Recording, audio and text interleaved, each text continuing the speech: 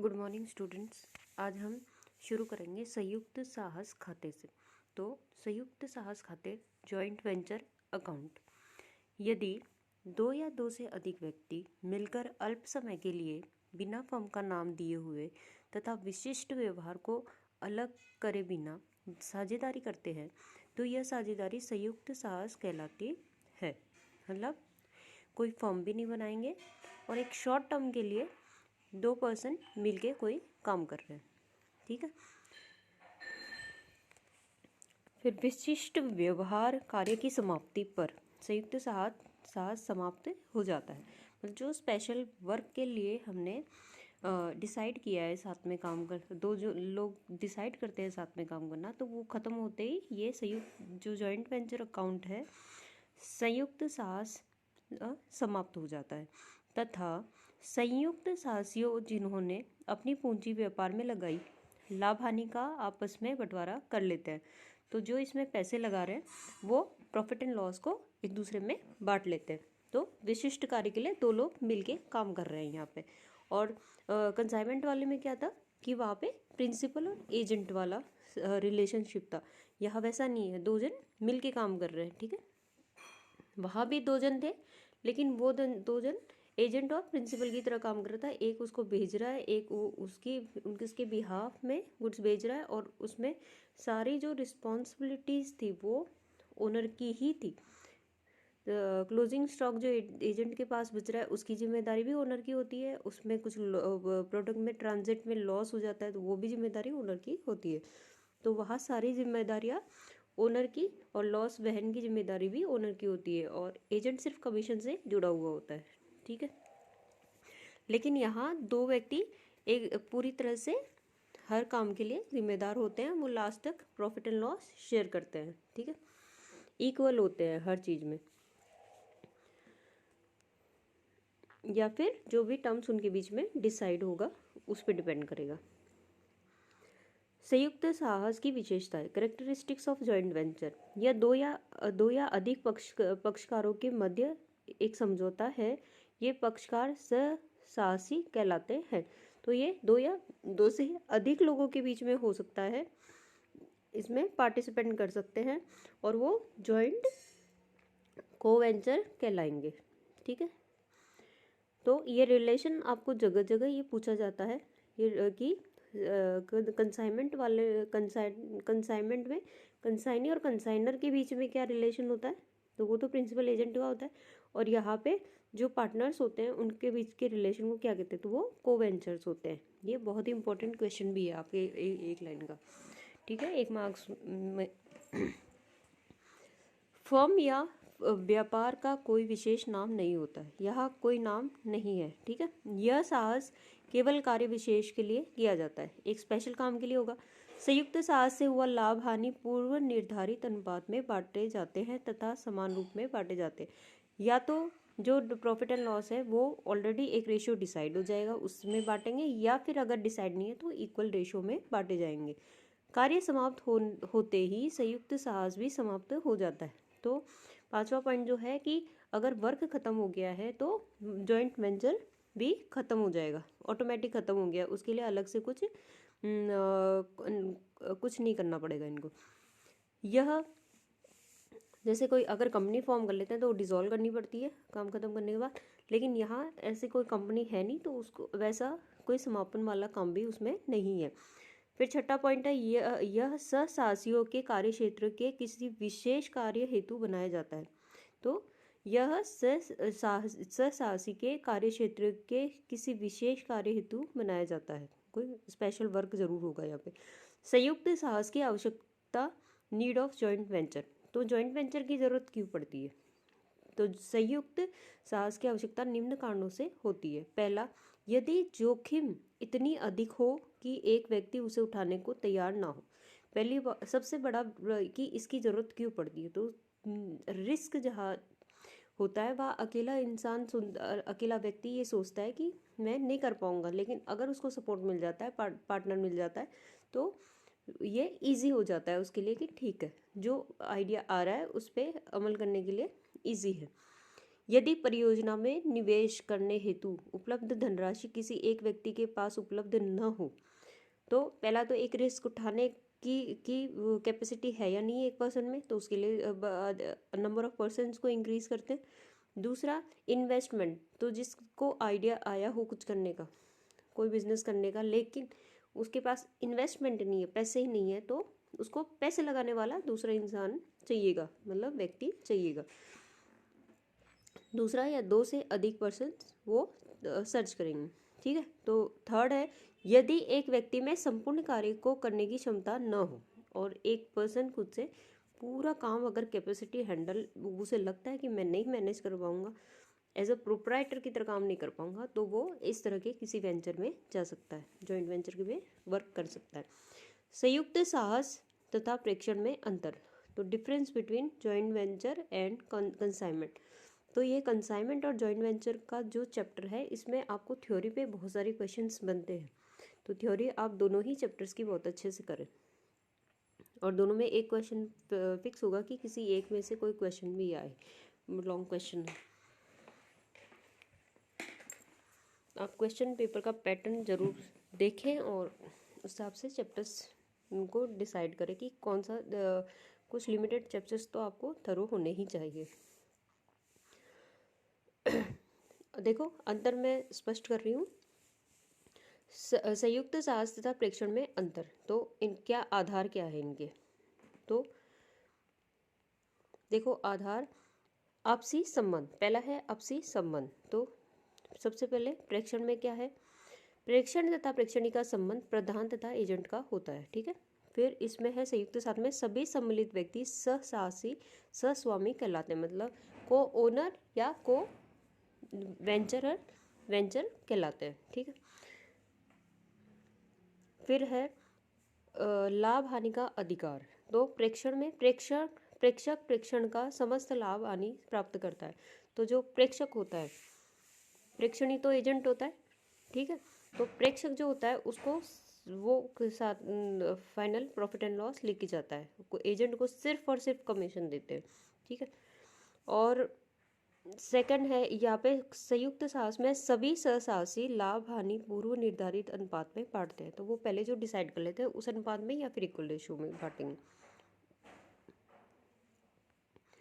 अब है देखो तीसरा पूंजी निवेश, तो प्रेक्षक वाले में केवल प्रेक्षक अपनी पूंजी निवेश करता है, तो ओनर अपनी पूंजी निवेश करता है, एजेंट का कोई रोल नहीं होता है।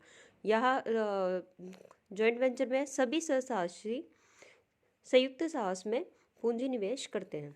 फिर चौथा है स्वामित्व, स्वामित्व के बेस पे देखो को कंसाइनमेंट में केवल प्रेक्षक ही व्यवसाय तथा स्टॉक का स्वामी होता है, प्रेक्षक ही ओनर होता है। इसमें सभी सहसाहसी व्यवसाय तथा स्टॉक के स्वामी होते हैं, तो जितने भी उससे जुड़े होंगे वो सारे ही उसके ओनर कहलाएंगे। फिर पांचवा व्यापार का आकार, इसमें बिजनेस कितना है, कितना हो सकता है, तो प्रेक्षण केवल छोटे व्यापार के लिए किया जाता है, एक स्मॉल एक्सरसाइज के लिए किया जाता है। और फिर यह है संयुक्त साहस प्रेक्षण में प्रेक्षण से बड़ा होता है तथा इसमें कई बार प्रेक्षण भी सम्मिलित हो जाता है। तो इसमें जॉइंट वेंचर में पॉसिबल है कि पार्टनर्स बिजनेस रन कर रहे हैं और वो कोई एक एक्टिविटी एजेंट के थ्रू भी करवाए, तो इसके अंदर भी कंसाइनमेंट किया जा सकता है, लेकिन कंसाइनमेंट बहुत छोटी चीज़ होती है। ठीक है। जॉइंट वेंचर एक बड़ा रूप है, कंसाइनमेंट बहुत छोटा है। जॉइंट वेंचर के अंदर भी बहुत सारे पार्टनर जब कोई बिजनेस कर रहे हैं तो हो सकता है वो अपने आगे किसी एजेंट को रखे और फिर सेलिंग का काम करवाए। ठीक। छठा है लेखांकन विधि, इसमें केवल एक ही प्रकार की लेखा विधि का प्रयोग होता है, एक ही लेखा विधि है, और इसमें है संयुक्त साहस में एक से अधिक प्रकार की लेखा विधियों का प्रयोग किया जाता है।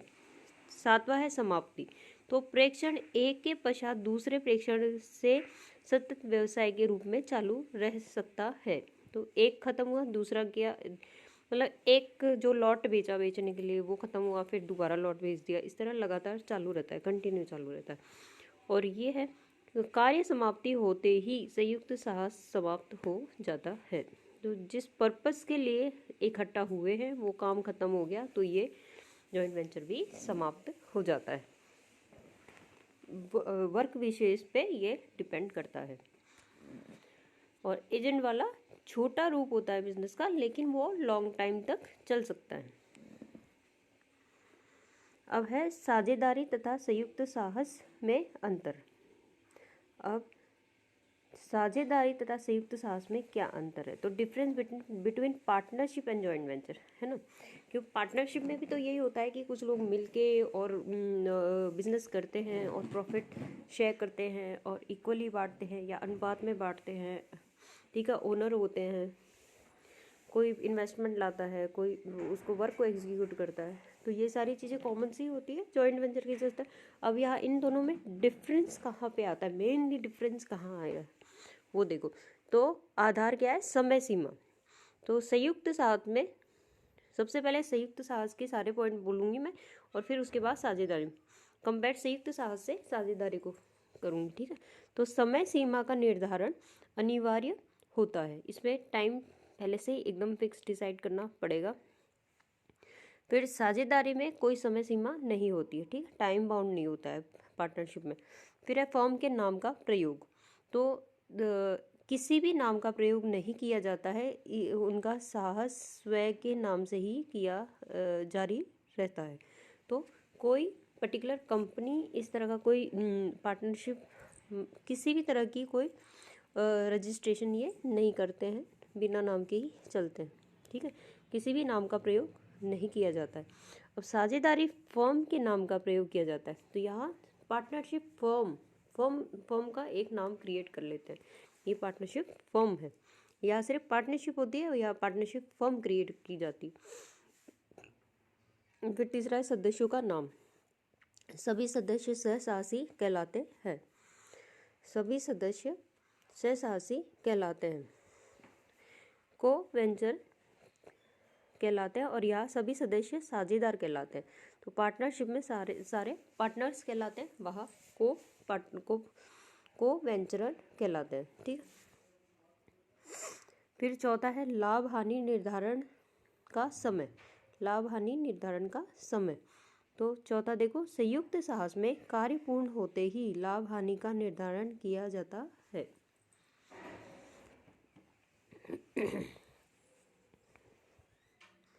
संयुक्त साहस में कार्य पूर्ण होते ही लाभ हानि का निर्धारण किया जाता।